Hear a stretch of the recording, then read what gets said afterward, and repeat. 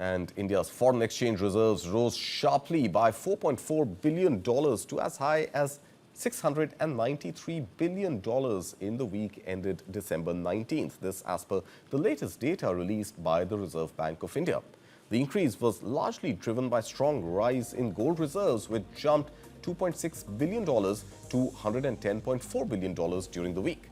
In the previous week, the overall Forex kitty had grown by a more modest $1.7 billion to as much as $689 billion. Foreign currency assets, the biggest component of the reserves, increased by $1.6 billion to $559 billion, according to the RBI's weekly statistical supplement. Now, these assets reflect valuation changes due to movements in non-US currencies such as the euro, pound, as well as the Japanese yen. India's reserve position with the International Monetary Fund rose by as much as $95 million to now as high as $4.8 billion. Now, gold prices, remember, have remained on an upward trend in recent months amid highlighted and heightened global uncertainty and strong investment demand, boosting the value of India's gold reserves.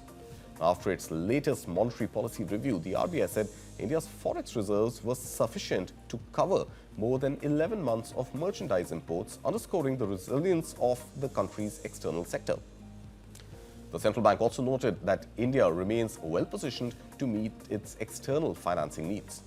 Now, India added around $58 billion to its forex reserves in 2023 after a cumulative decline of $71 billion in 2022.